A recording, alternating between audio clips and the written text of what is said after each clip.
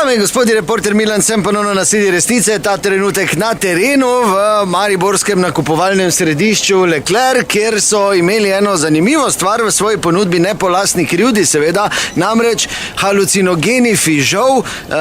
Bila je prisotna neka rastlina, ki je povzročala tudi halucinacije, fižol je sicer bil zamrznjen in seveda so dobili te informacije od poklic, je že bil, jaz sem ta trenutek tukaj s prodajalko. Dober dan, gospa, pozdravljeni. Dober dan. Torej, ta fižol, to niste vi dejansko bili krivi, ne? Ja, bil je zmržen stročji fižol iz Francije, tako se rekli, to zdaj ni naša krivda, mi smo pač pol bili primorani to umakniti, oziroma tako so nam naročili, ja. Prisotna naj bi bila rastlina imenovana navadni kristavec, ne? Jezus, to pa me zdaj preveč vprašate, peteršilj, vse vrste solate, paradajz, te se pa konča moje znanje. Jaz na zmrženem programu. Pa ste imeli kakšne pritožbe, mogoče? Dober dan, gospa.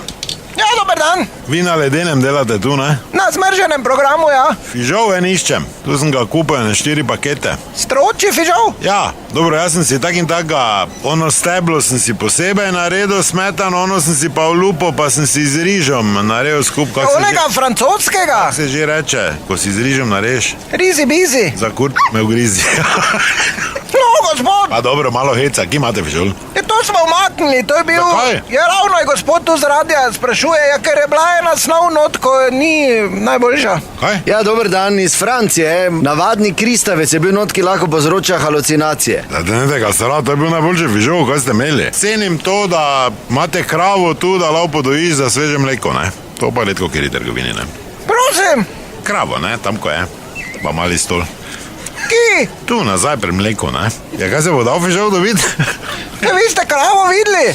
Ne, sumim pa, da je gospod jedel ta fižol. Ne, pa na vhodu pa je prezentacija tega sira bohinjskega, pa oni sirar sproti mučka. Tudi, veš, pohvalno je danes, da je Naši trgovini? Naši, ja, mislim, vaši, ja, tu. Edino, kaj malo moti, da rečete mesaru, da res neprimerno, če ima zdaj koline not, ne? Ker postavlja ono poručko. Je tako, mislim, zdaj vsi niso, zdaj tako sveže, pa tudi ne rabi biti meso, da se kadi od njega, ne? Kaj zdaj s tem fižolom? Pa on je varnostnik. Bi bil fajn, da se obleče, ne? Samo v šuhih zelo smešno zgleda, ne? Ker ima 118 kilo čiščen. Mogoče, če bi do zdravnika šli vi? Vse pohvale, res. Fižol rabim, da. Ja, žal smo ga Jaz si umaknili. posebej ono dam, ono pa z grahom, si ne vem, kako se že reče. Rizi bizi. Ne bi rekel. Ja, dobro, hvala lepa, gospod, res predlagam, da greste počivati, da naslednjič ne bo zabite, resnica ni plenica, pa vendar marsikomu smrdi.